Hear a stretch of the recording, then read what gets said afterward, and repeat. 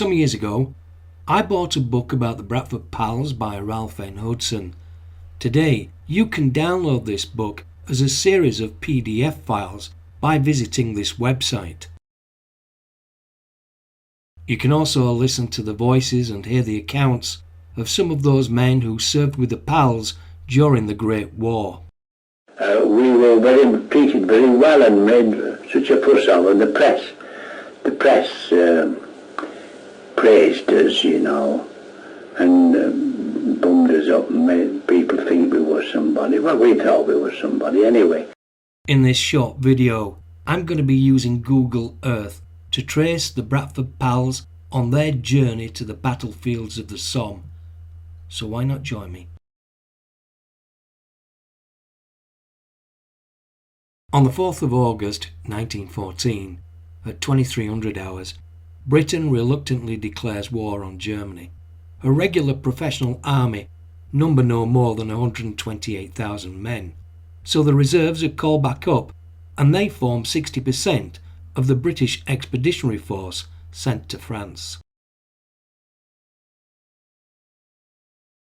By the 7th of August, British troops begin landing in secrecy at French ports.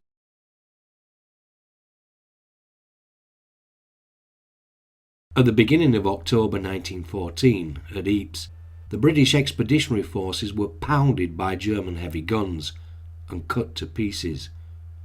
These men were the only trained professional soldiers Britain had, and by the end of the battle, its losses totalled some 60,000. And by now, the British territorials began to enter the battle, and they too suffered heavy casualties. Back home in Britain, Lord Kitchener's appeal had prompted some 439,000 men to join his volunteer army. Initially here in Bradford, recruiting for Kitchener's volunteer army took place at the Mechanic Institute on Bridge Street. And I went to boss. I said, "Can you give me some more money?" He said, "You'll get your eyes when your birthday comes." I never said a word to nobody. I went straight down and enlisted. These early recruits joined the 16th Battalion, the Prince of Wales' own West Yorkshire Regiment. It became known locally as the Bradford Pals. For the first 3 months, the new battalion made its headquarters at the roller skating ring on Manningham Lane.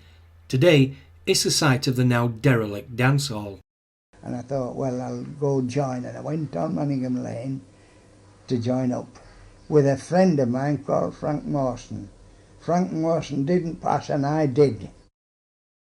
We stayed at home, you know, for a while.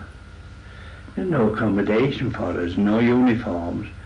And we used to go every morning to the skating rink on Manningham Lane, where our headquarters, where we used to drill. And we used to go on route marches. And we used to go and drill in Manningham Park. And we'd no instructors hardly, you see. The Dugson were instructors from the men who served in the army, mostly elderly men who never didn't go out with us when we went abroad. But they dug some up for give us elementary training, you know. With the 16th Battalion, now known as the 1st Bradford Pals, being at full strength of 1,200 men, on January the 14th, 1915, they marched for 2 days to Skipton, where a purpose-built training camp had been constructed. Things were getting to full strength and they got us into camps. Oh, well, we were pleased. We were moving to think we were only getting called all sorts of names. There were Dolly Boys and Boy Scouts and all that sort of. They were cripping us everywhere, and these fellas, and the same as the territorials, they were in France. And we were there enjoying ourselves. Chocolate soldiers were all getting insulted. With the 16th Battalion now camped at Rakeswood in Skipton, Bradford's 2nd Battalion, the 18th, was now being formed, and they were placed under canvas in the temporary camp at Bolling Park. And by that time the first Pals had filled up, and they put me in the 18th. The first pals wore blue uniform, and when we got our uniform it was khaki. And while I was in Bradford, we were issued out with khaki, and then when we left Bradford, when we left the bottom of Birch Lane there by Mitchell Park Estate, we marched to Ripon. On May the 15th, 1915, both the 16th and 18th Battalion marched to the new camp at Colsterdale, near Ripon, and were absorbed into the regular army, forming part of the 31st Division. When we got to Ripon with blisters and sore feet and all sorts of things, and we were all examined by the doctor, of course, to see if we were limping or anything like that. And my feet were terribly sore, but I did it. In France, British casualties amongst the regulars and reservists were heavy, and the war had reached a stalemate. Trench warfare was how it was now being described, and just 3 weeks earlier, on the 25th of April 1915, Allied troops had landed on the Gallipoli Peninsula.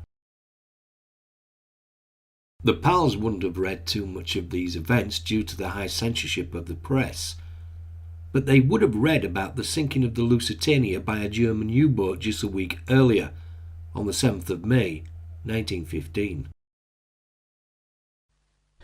In October 1915, Sergeant Cruz picked 40 men to go on a recruiting drive to Bradford from Colsterdale. We were in Bradford a month, and we got paid on full pay, and we got dinners and teas. We went to all the theatres, all the football matches, and recruited. The 31st Division was now broken up. As a result, in September 1915, the 16th and 18th Battalions moved to Fauvant in Wiltshire as part of the 93rd Infantry Brigade.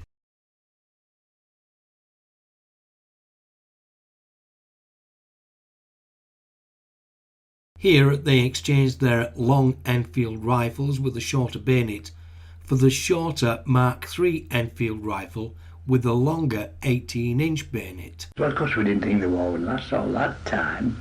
When Kitchener said that he enlisted for 3 years or the duration, we thought it was ridiculous. And we were loading and unloading ball ammunition, and the order was load, fire and release.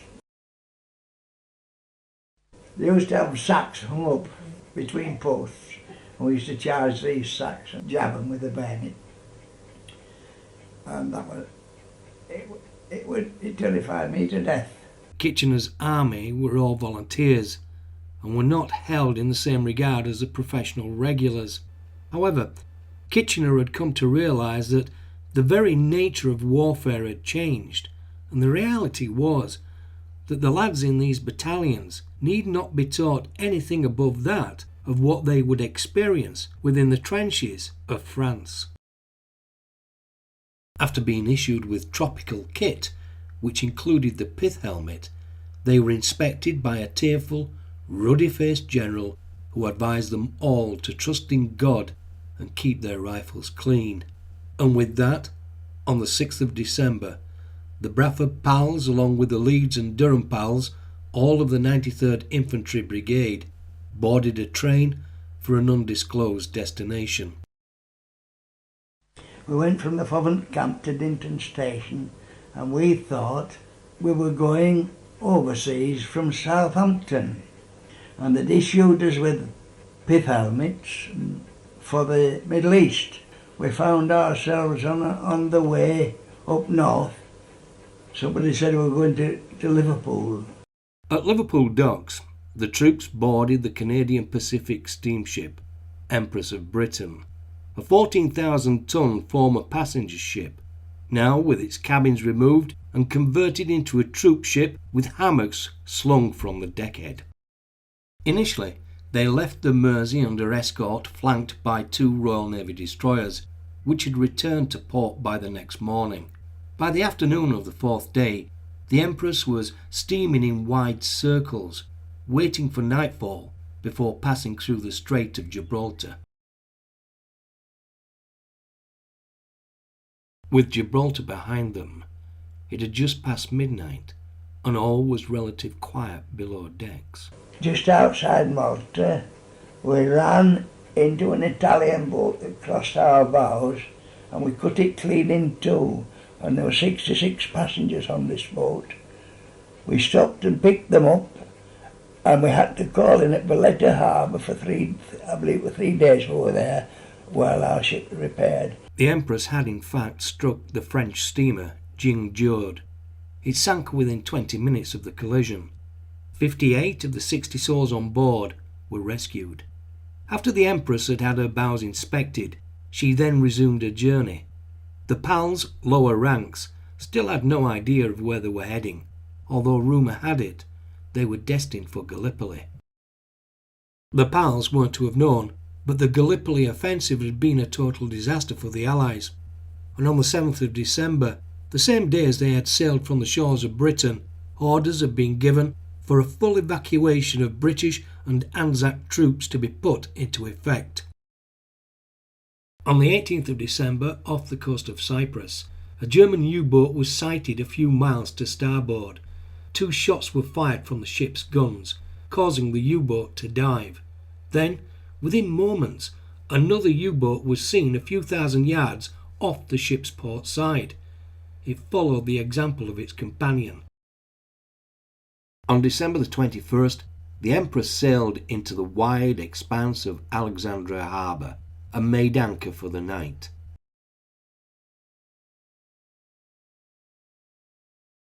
The next day, she set sail for the port of Said, where the Pals finally disembarked. We landed in Egypt at Port Said on my birthday, 18, and we stayed in Port Said a fortnight, and we used to go, there was European town and Arab town were out of bounds. And when we were walking about in Port Said, there were little lads running, come on Tommy, you jiggy jig my sister. They formed us all up one day and they took us down at sea. We all went at sea swimming. We were there a fortnight, and then we moved up to Kantara. Kantara was a small town, 2.5 miles due south of Port Said and on the east bank of the Suez Canal. In January of 1916, it was little more than a railway station and a few surrounding buildings.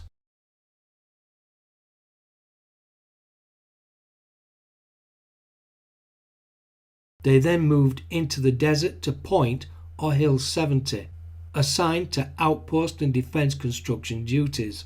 Their purpose was to protect the northern caravan routes from Johnny Turk.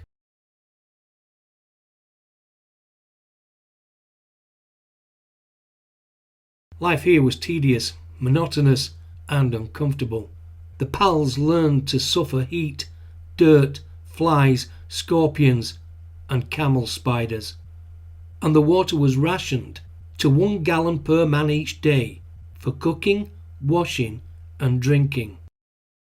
At the beginning of 1916, Field Marshal Haig's plans for a big offensive by the British forces on the Western Front were nearing completion, and the 93rd Infantry Brigade was ordered to France to join as part of the new 31st Division, the largest army ever fielded by Great Britain, an army comprised entirely of volunteers.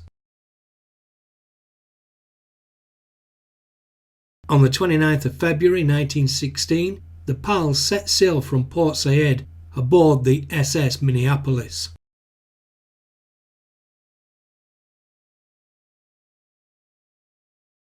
On the 6th of March they disembarked at Marseilles and then marched to the railway sidings, where they boarded some ramshackle wagons. Cattle trucks, 40 in a wagon, or 8 horses. That were being used for horses. Horrible trains, no toilet, no toilets or anything, and no food, only tin stuff, tin of mechanic in a tin of bully. It was a steady, continuous 3-day journey to Pont-Remy, where the climate was now noticeably cooler.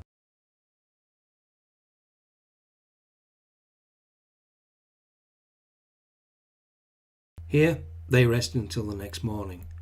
It was now the 10th of March, and snow had begun to fall.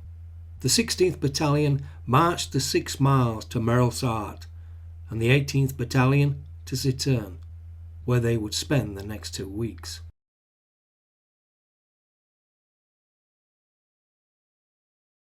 On March the 25th, both battalions began the near 40-mile march towards the Beaumont-Hamel area. This was it. They were heading towards the trenches, and at the end of each day's march they rested in villages en route. The night illuminations on the horizon held their gaze, and their ears began to fill with the sounds of heavy detonations. The battalions were billeted at Boulay-à-Trois. From here would begin their introduction to life in the trenches. The German and Allied trenches snaked their way uninterrupted for 470 miles from the English Channel to the Swiss Alps. A major German offensive against the French lines had been taking place at Verdun. Since the outbreak of war, the French had lost nearly 2 million men. Over 1 million had been killed or missing in action. This German offensive was meant to bleed the French dry. By the end of April, the battle had been raging for 70 days. By the end of May, the French had lost nearly 200,000 men. Meanwhile, Field Marshal Haig had been amassing 1.5 million men of the volunteer army in Picardy, flanking the River Somme. He had set a date for this British offensive against the Germans, July the 1st, 1916. The Bradford Pals were positioned at the northernmost tip of a 32-mile-long offensive line that would later become known as the site of the Battle of the Somme. And they took us in trenches to get used to it, you know. We went in engineer's dump and got a pick and a shovel. They took us up to get used to shell fire, I think. And all of a sudden, a 5.9 came and exploded, and I ducked. And it killed, it was first casualty, Tommy Shuttleworth.